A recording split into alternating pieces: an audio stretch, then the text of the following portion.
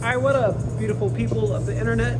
I know my hair probably looks, let me turn this music down. My hair looks crazy right now, I know it probably does. Camera fixed, there we go. So today we're prepping for the drift event that I have. There's an event coming up, there's one this Sunday, and there's one next week for Drift Nirvana. This car is completely like bone stock. Nothing is done to this car. So the goal for today is, I wanna put my coilovers on. I need to fix my hood latch. There is no, like, the hinge there broke. Secure the battery, and then I want to fix my exhaust. I also have a bunch of parts, like, it low-key feels like Christmas. Ignore my dirty car, but I have parts there. The whole back seats parts, the whole trunk. See will it work? Nope, trunk won't open. I don't know why. Sometimes the trunk on this car doesn't, like, open. Let's try it now. I have more parts galore. So the goal is to get this thing finished and prepped and ready to go for the drift day. All right, so this is my parts haul. I know these are race time coilovers. I don't care. It's a budget drift car, so I'm here to have fun with it and learn. But I'll kind of go through everything I bought. These are lights for the garage because we're gonna put lights all the way around. Got oil, brakes, hood hinge, battery tie down, stuff to fix my exhaust. This is because my oil pan is leaking, so I got a new gasket. What else I got in here? The magnetic drain plug. Oh, this is for my 36. Let me put this over there. These are the reinforcement plates for the subframe and the rear trailing arms. That's the whole kit. This is every single bushing for the 36. These are made in China. These are coil packs for the 46, and these are my little toe arms. These are the toe arms. Yeah, these are the toe arms, and then these ones are camber arms for this car, for the U35. The GK Tech drift button, radio harness, because the radio harness is not working here. And there's one more thing. Oh, the oil pan itself. Oh, then brakes, because I need new brakes. So the good thing is to get this bad boy 100% and ready to go. Yeah. Alright guys, so like I said, I'm doing a lot of things on the car today. So far, the first thing I'm tackling is replacing this hood latch. This is the new one. The old one is this broken one. As you see, it's 2 pieces. The hood latch is really weird, but also really simple. I just had to remove these 2 bolts right here. There's 1 bolt there, and then there's 2 down there that you have to get to. But the only way to get to them is you gotta take the fender off. I'm not taking the whole fender off, so I took all the bolts around it on top, and I took the one bolt right there on the inside, right there. You can see it. With that off, I had access to it. And so now let me get this new one on and go from there. All right, so this is my update. Let me show you what we have. Look at that.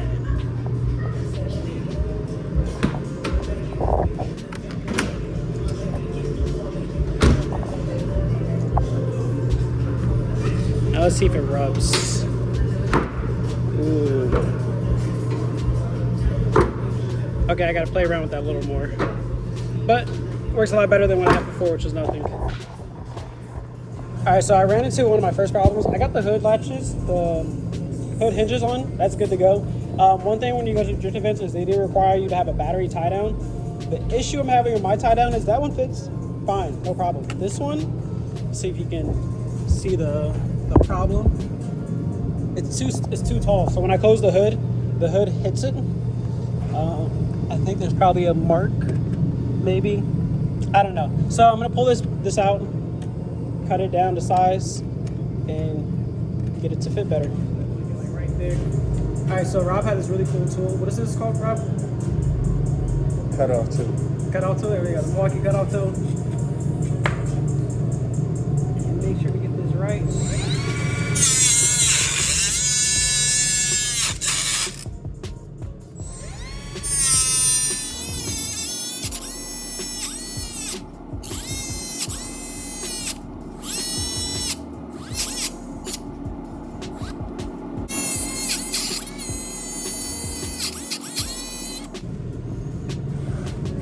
think it's pretty good.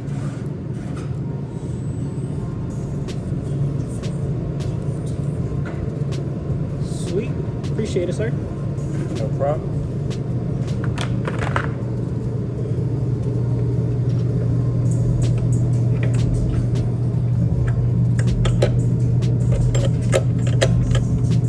Now to get the last piece in there.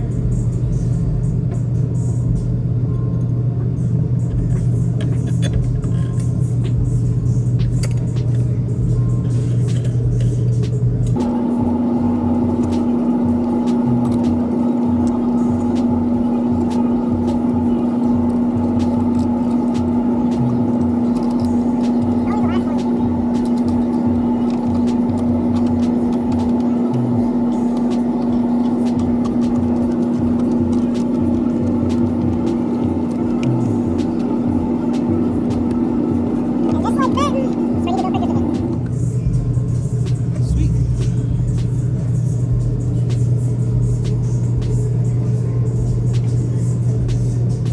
The next part is gonna require inside. I kind of already like went ahead and did a little bit of this. My car. So this was interior swap from tan to black. So you see parts of it's like missy matchy. So mine popped off really easily. I just popped this piece off, pop my shift knob off with just a screw. Then there's 2 bolts on the side of this. And some of you guys who are G people and 350 people already know what I'm doing. This is so that I can unplug the yaw sensor. Also, I have a drift button I need to put on here, so I'm gonna put that on. But yeah, let me get the rest of this piece off. It should just slide right off at this point. I have everything unscrewed, yep. So let me put this phone down. All right, so I went down a slippery slope here. And while I was working on this, I was like, because my radio doesn't work. I was like, let me rip it apart. So I ripped the radio apart, put a new one in, new harness, because he had the Bose harness in.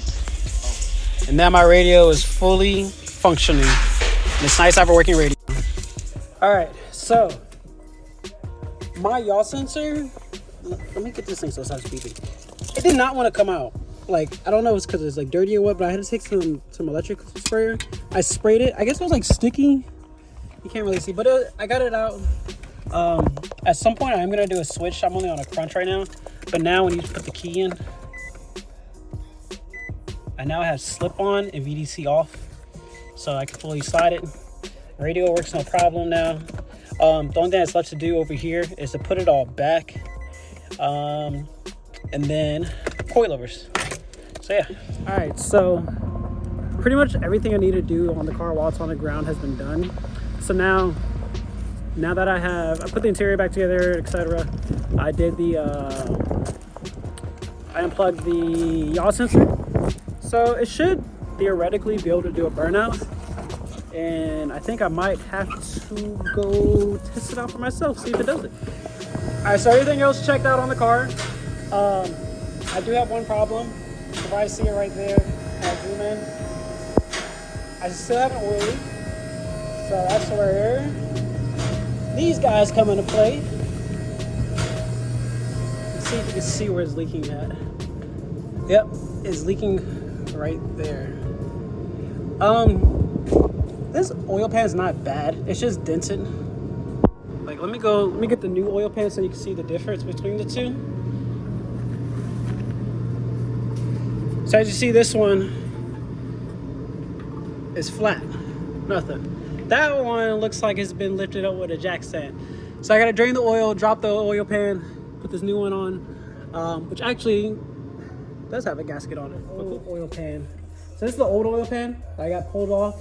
As you can see, it's not in the best condition. Pulled it off, we scraped off all the old gasket maker and stuff that was on it. We got the new oil pan on. I swapped it out for the original bolt, which I think I tossed it somewhere around here. But I put a magnetic bolt on. As you guys know, especially as a VQ, you want to have magnetic bolts because you want to make sure you don't have glitter in your oil.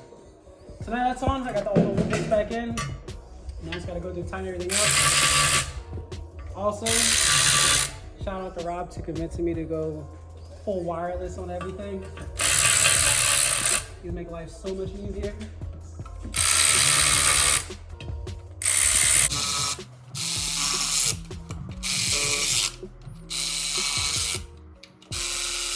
This oil pan is honestly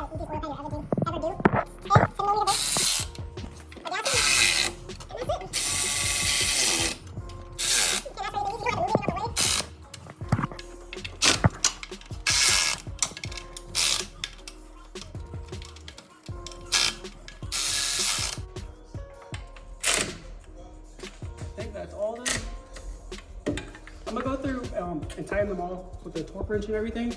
But I did buy this. We got right here 10W40 full synthetic. Because as you know, with the drift car, this motor will get very hot. So you want a thicker oil. Full synthetic is the best, especially on VQs from what I read on the forums. They could be wrong, they could be right, who knows. But yeah, slowly getting this thing ready to go.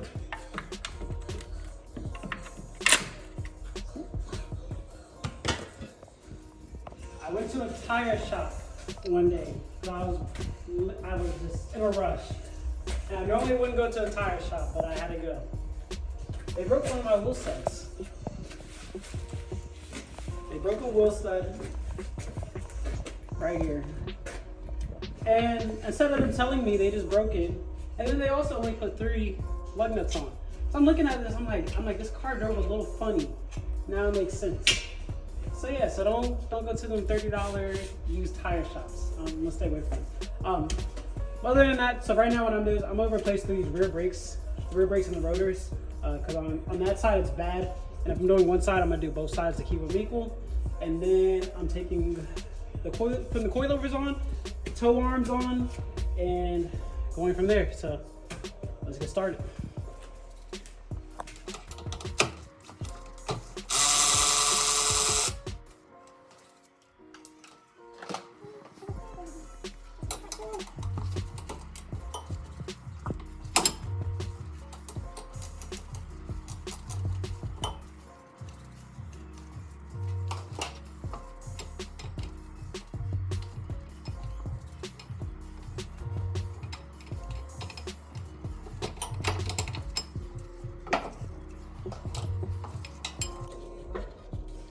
The reason I'm replacing this one, you can see it on this one, how the rotors aren't wearing even.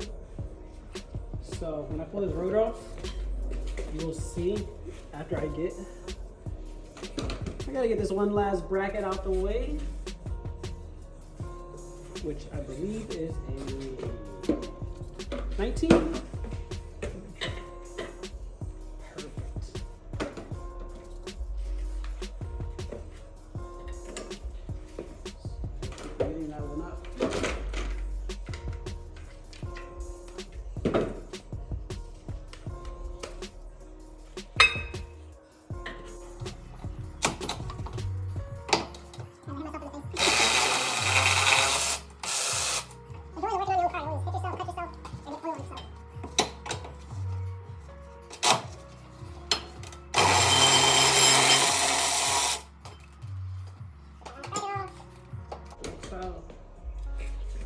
And you can see all that damage on that rotor. That's not even close to being smooth, but this side's fine. So that's what I got new ones for. I'm gonna keep these. I'm not gonna toss them. Keep them as emergency backups in case something does happen and I need rotors I need to grab real quick. These do work. I just prefer not to drive on them. So yeah, let me grab my new ones and get those thrown on. Filthy. But these are the new ones, the eBay special ones. I like them because they're cheap. You get here quickly, and I've never had any issues with them. No more than issues that I've created for myself. Before I throw them on, I'm gonna just spray the back and the front.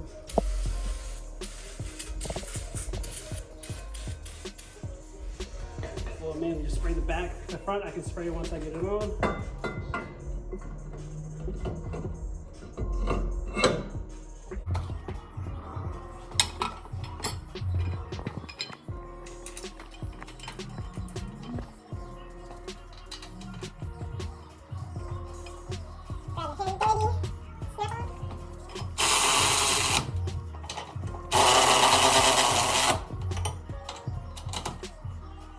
What I do next, it's not required, it's optional, but I'm super picky about my coilovers.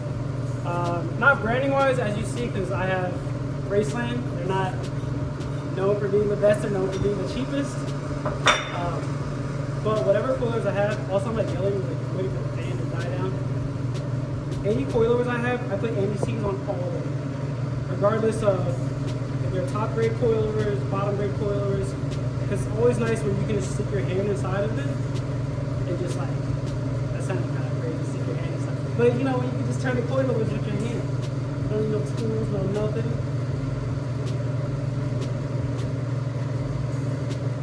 Like I have coilovers that are 3 years old on my E36. I can go turn them right now with my hand.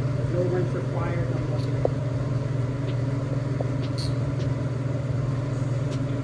A lot of times I'll take this and I'll just run the whole thing all the way through. And I'll do this with all 4 coilovers.